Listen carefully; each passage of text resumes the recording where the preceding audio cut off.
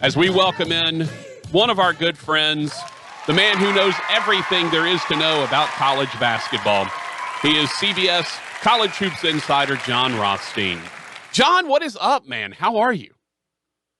Good to be with you guys. As always, Happy New Year. Happy New Year as well. Hey, it's almost March. I do want to start with something, though. You posted something earlier, maybe earlier in the week, I think it was back in earlier in January, that Tom Brady is actually not a Patriot anymore. Now, I have to know, were you tongue-in-cheek with that one, or did you legitimately not know that Tom Brady was no longer a Patriot? You know, it was just kind of the type of thing. I was up late watching the Pac-12, and I saw he was in a Bucs uniform, and I was just like, wait a minute, is Tom Brady no longer associated with Bill Belichick? And you know me, Patrick, like socially I'll watch football, but it's not on the top of the priority list. Sure. And I know that for you. That's why I asked. Most people I would have said, oh, they're playing it for fun. But knowing you, I thought legitimately you may not know that Tom Brady had moved on to the Buccaneers because you are college hoops all day long. So that's it, man. Some people have hobbies. I watch college basketball. That's what you do. Jon, let's kind of I guess pull it back a little bit because we haven't talked to you. And we haven't talked a lot of college basketball yet this year. Obviously, folks around here are interested in LSU. We're one of the flagship stations of them, and we'll get to them in just a bit. But pull it back a little bit and give us some broad strokes of what we're seeing in college basketball right now as teams try to dodge COVID. We're getting games canceled left and right, and yet Northwestern State has played now 16 games, and some of the other teams in the Southland have played 6 or 7 or 8. What do you see when you look nationwide in what's going on in college basketball with COVID being such a prominent factor here? Well, Patrick, it's a once-in-a-century global pandemic. So when you have that, you're going to have, hiccups. You're going to have bumps in the road. And we've had those, and we're going to continue to have those throughout the rest of the season. But with that said, for the teams that opted to play college basketball this season, as of this morning, just under 94% were still up and running. And I think that's a tremendous, tremendous number and a tremendous success. And it's important to remember that just because a team has a game canceled or a team has a positive test does not mean that program is on a full-fledged pause. I think a lot of people are making that mistake. Yeah, and it's interesting, like you mentioned, because some groups are legitimately pausing their programs where they don't get on the floor for a month. Well, I think we saw that, was it Nova, I believe, that just got back out on the floor for the first time in a month, right? And then you have some where, hey, you suspend it, you postpone a game or you cancel a game here or there. I am curious, though, is this going to make things a little difficult in the end when the committee's trying to choose some of these at-large teams, when you've got teams that will have played such a disparate number of games?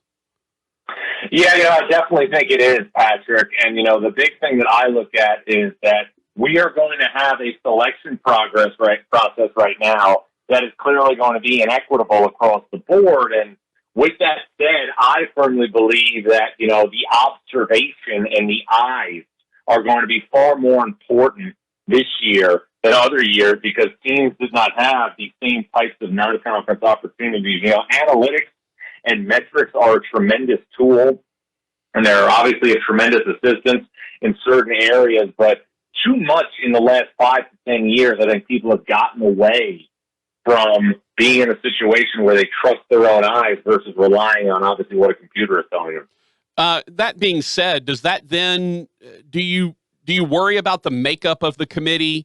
Because there's a lot of ADs, there's a lot of, commissioners of conferences, but not necessarily a lot of what you would consider basketball people, ex-basketball coaches, that kind of thing. Does that worry you when you think, okay, you need to rely on the eye test a little bit more? No, because, I'm somebody who's always going to be obviously focused on the things that I can control and the things that I can't control, I'm not going to focus on. So, whatever obviously will be. I can just give my informed opinions, and my informed opinion is that, we have to spend much more time watching games and evaluating teams versus, again, just being in a situation where we are just relying on, obviously, a computer to tell us what's going on. Now, with that said, certain metrics in college basketball are outstanding and they're a great assistance, but we can't just rely on those. Talking to Jon Rothstein, insider for College Hoops on CBS. All right, what has this done for you in terms of your day-to-day activities? Because usually you'd be telling us about, guys that maybe were hitting the grad, hitting a grad transfer, heading to the transfer portal or things like that, and updating us on teams and whatnot. Now, how much of what you're doing is spent on scheduling and teams that are having to suspend games or, shut down for a time versus what you're used to having to do? Yeah, it's definitely an adjustment, Patrick. I think, after a while, though, you kind of realize that, games are going to be canceled and games are going to be postponed, and that's going to be obviously just part of the deal. You kind of accept that, but it's definitely added to the news gathering aspect. There's no doubt about it. Tell me about the some of the craziness that, obviously Northwestern State goes to Gonzaga and plays the number one team in the country twice in a row on consecutive nights at home. I can't recall the last time I've heard anything like that before. Is that to some degree kind of fun for you because you are seeing such creativity among these coaches and how to get games in? I think given the circumstances, it's obviously fun. I just think, being able to adapt is something that, we have learned is going to be extremely, extremely critical throughout this. And there's been a lot of adapting going on throughout college basketball. Tell me about, let's talk of the SEC a little bit. Obviously, first time since '61 that Duke and Carolina and Kentucky were not in the poll at all at the same time. Kentucky is sort of a focus, obviously, of the SEC. What is going on with John Calipari and his squad? Well, I think it's a number of things, Patrick. I think, one of the things that we're starting to see again in college basketball is that the key to success is, player retention. And in in this week's top 25 in the AP poll, there were obviously 50 starters on the top 10 teams in the rankings. 45 of those starters were in those programs a year ago. That's 90%. And you look at Kentucky's team, the only player a year ago that had any type of experience in Kentucky's program was Keon Brooks. And this Kentucky team didn't have a normal offseason because of COVID-19, didn't have a normal preseason because of COVID-19, and didn't have any scrimmages, didn't have any exhibitions, and on top of all of that, had a brutal and arduous non-conference schedule. Do you think we're seeing, you mentioned the player retention, Kentucky, Duke have both, even Carolina to some degree, have all been reliant the last several years on the one and dones. Are we seeing that because of, you mentioned, no off-season programs, limited ability to get on the floor and practice, all of this? Are we really seeing the major backlash to the one-and-done systems that have kind of fallen into place with Calipari and Krzyzewski and to some degree Roy Williams? Well, I think, too, Patrick, what we're seeing is Kentucky and Duke right now aren't getting players the caliber, that they've gotten in the past. Duke has a couple of good freshmen, Jalen Johnson, DJ Stewart. It's not Tyus Jones. It's not Jahlil Okafor. It's not Zion Williamson. It's not R.J. Barrett. Kentucky is signing pretty good players. It's not Anthony Davis. It's not Michael Kidd-Gilchrist. It's not even De'Aaron Fox or Bam Adebayo. So when you go one and done, if you go big, you're putting yourself in a situation where you, for all intents and purposes, can be playing with the best teams in the country. That's not the case at Kentucky or Duke. Talking to Jon Rothstein, college basketball insider for CBS and friend of the program. Let's talk about LSU a little bit. Obviously took it on the chin against Nate Oates and Alabama, who hit 23 threes in that game. Is that an aberration in your mind, or is that more of a, hey, when Alabama's on, they're going to be really hard to beat no matter who you've got on the other side?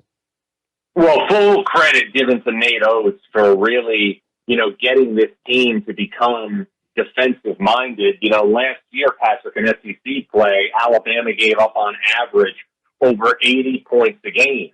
Now they're in a situation where they've obviously become a much better defensive team. Now they're giving up in the high 60s. That's a credit to Nate Oates. And this is an explosive offensive team that in chemical makeup is built, with the exception of having a jet at the point guard spot like Jared Harper. It's built like the Auburn team 2 years ago that went to a Final Four. Remember that team had Chuma Okeke and Anthony McLemore able at the 4 and the 5 to stretch the defense. This team's got big athletic wings. They've got capable shooting from 5 spots. So with the exception of having a guy like Jared Harper, this Alabama team built very much like the Auburn team that went to the Final Four. How about LSU? What do you see with them? Obviously, a lot of talent. Javonte Smart coming back. Days is really good. They bring in Cameron Thomas, who's an emerging scoring superstar. Give us some indication of what you see in LSU and maybe what you feel like their ceiling could possibly be. LSU is a team that can play deep into the NCAA tournament based on their talent, but there's times right now, Patrick, where it feels like they've signed a non-compete clause on the defensive end of the floor. Yeah. They need to re-engage themselves defensively. And now look, Alabama the other night was outstanding offensively, but LSU was abominable defensively. And you saw Will Wade several times try and change the lineup to get some fight, to try and get some life in the team. But 50-50 balls, hustle plays, there's a lot missing from that on the team from Baton Rouge. Yeah, and seemingly, John, it's half-court defense. They're switching up. They're going man. They're going zone. But it feels like no matter what defensive alignment they're putting themselves in, they're not being able to get stops. And I agree with you 100%, Patrick. Let's talk about then as we kind of move into a more global look then of the SEC. Obviously, Alabama's up there. They're really good. Tennessee has been very good with Rick Barnes. How do you feel like the SEC shakes out? And when it's all said and done, who do we feel like are going to be the teams to watch for coming out of the SEC? Tennessee, Alabama, and Missouri, and I say LSU as well, to me, will be NCAA tournament teams.